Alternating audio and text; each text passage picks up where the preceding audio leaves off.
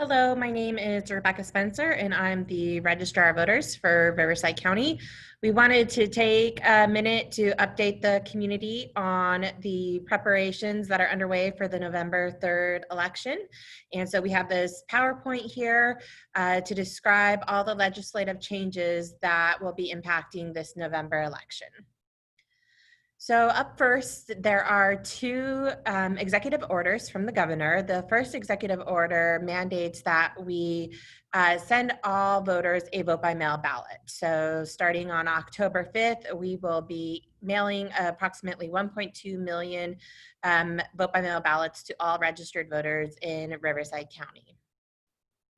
The second executive order from the governor mandates certain thresholds for in-person voting opportunities. And so we'll go through some of the other requirements of that executive order. One is that we have to use the Secretary of State's vote by mail tracking system. I'll describe that system in just a minute. Another point is that we have to have at least one polling place or one in-person voting opportunity for every 10,000 registered voters, and that those polling places have to be open for 4 days. So that would start on Saturday, October 31st through Monday for at least 8 hours each day, and then on Tuesday, Election Day, November 3rd, from 7 a.m. until 8 p.m. The executive order also requires that we have at least one vote by mail drop-off location for every 15,000 registered voters. Those drop-off locations have to open up on October 5th and will be open through Election Day during regular business hours. And at least one of those drop-off locations has to be available for 12 hours each day. Another important point of that executive order is that we have to prepare an election administration plan and post it to our website and allow for public comments for 10 days. There's also two legislative bills that were adopted to support the executive orders. And so the first one was Assembly Bill 860. Again, it requires that we mail every registered voter a ballot for the November 3rd election. It also requires that we allow all voters to use the certified remote accessible vote by mail system. I will describe the use of that system in just a little bit. Again, it requires that we use the Secretary of State's ballot tracking system. I'll describe how to sign up for that system. And it also extends the postmark deadline. So ballots have to be postmarked on or before Election Day and received within 17 days after Election Day in order to be considered timely. There's also Senate Bill 423, and that Senate bill was a companion bill to the second executive order that established the one in-person voting site for every 10,000 registered voters. Both of these bills have been signed by the governor as urgency legislation.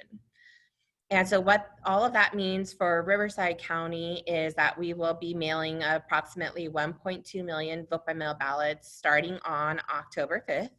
We will be using the ballot tracks system, and that is available on the Secretary of State's website. If you go to www.sos.ca.gov, there is a link for Track My Ballot, and if you fill that out, you will be able to track the status of your ballot as it's mailed to you, and then once again when it's returned to us and accepted and counted.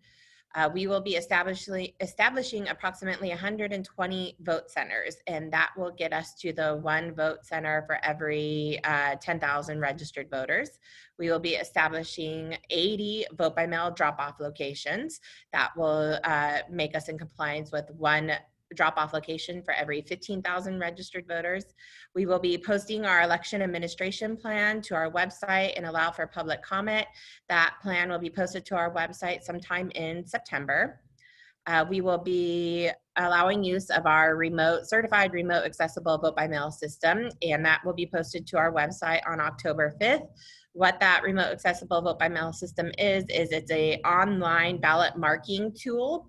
It does not record votes, so voters can enter their name, residence address, and date of birth, and the system will pull up the correct ballot for that voter, allow you to mark your selections on that ballot, print it out with a signed oath, and mail it back to us. So again, the remote accessible vote by mail system does not record votes. It is a ballot marking device. And the last part that we will be doing in order to comply with the new legislation is extending the postmark deadline. So again, ballots have to be postmarked on or before Election Day and received within 17 days after Election Day. Wanted to describe what the voter experience is going to look like for this November election. So the first thing that voters will receive in the mail is their voter information guide. So we will be mailing out a voter information guide to every registered voter approximately 40 days before the election. Inside that voter information guide, there will be a list of all 120 vote centers. And on the back of the location will be the suggested vote center for each voter. All voters can go to any of the vote centers, any of the 120 vote centers. So you're not assigned to one particular one. The vote centers will have live connectivity to the voter registration database. And so voters could go to any of the 120 vote centers, but we will list a suggested location on the back cover of the voter information guide in order to help with crowd control on during the vote center time period, so that not one or two of the vote centers are overwhelmed with voters. We're trying to spread out where voters go to these vote center locations. The voter information guide will also contain a list of 80 vote by mail drop-off locations. Voters can go to any of those drop-off locations and drop off their ballot. The voter information guide will also contain a sample of what their ballot will look like, as well as candidate statements and measure material. That's always included in the voter information guide. The next step in the voting process will be for us to mail the vote by mail ballots. So we will be mailing 1.2 million ballots to every registered voter starting on October 5th.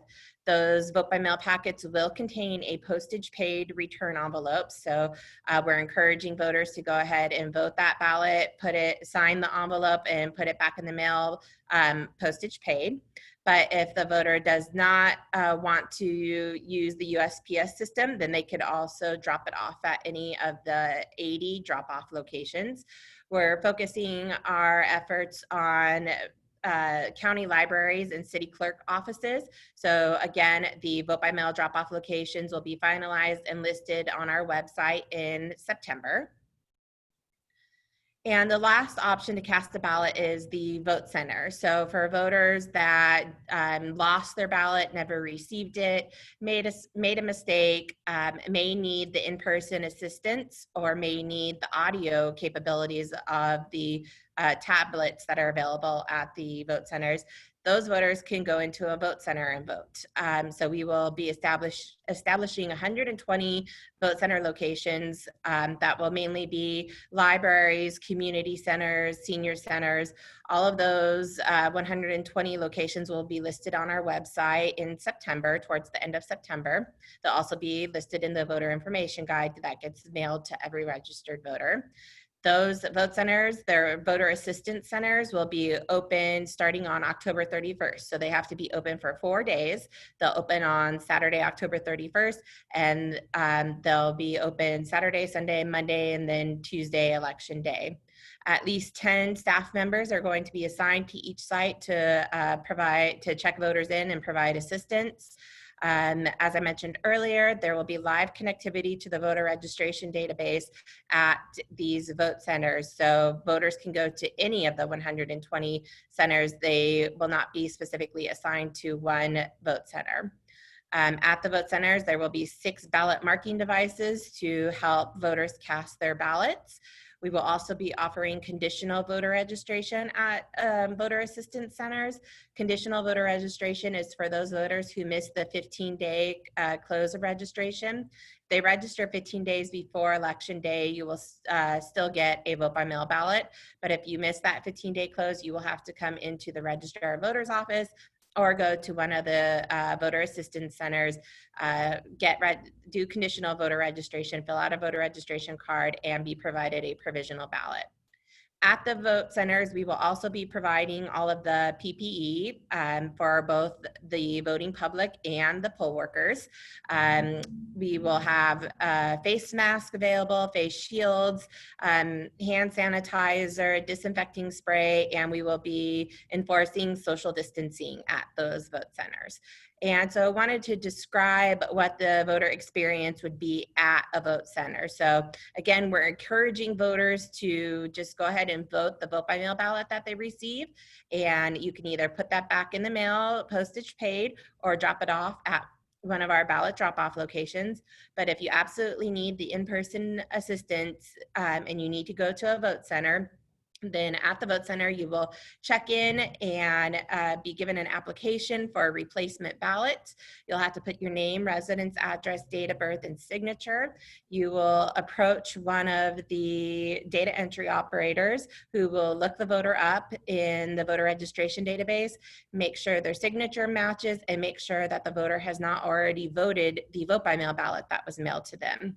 At that point, the voter will be given an activation code. They'll go over to one of the 6 ballot marking devices that we have. Poll worker will activate their voting session on that ballot marking device. The voter will make their selections by touching the screen, and then at the end, they will print their ballot out. So their official ballot will still be on paper, and they'll review that the printout is correct, and then that paper ballot will be dropped into the ballot box. At the end of each day, those ballots will be transported back to the Registrar of Voters, where they will be scanned and counted, and the first results will be issued shortly after 8 p.m. on election night. And that pretty much summarizes the process. If you have any questions about the upcoming November election, please call the Registrar of Voters office at 951-486-7200. Again, we're encouraging voters to vote their vote by mail ballot due to public health concerns, and only visit one of the vote centers for in-person voting if absolutely necessary. Once again, if you have any questions or concerns regarding this election, please call the Riverside County Registrar of Voters office at 951-486-7200. Thank you.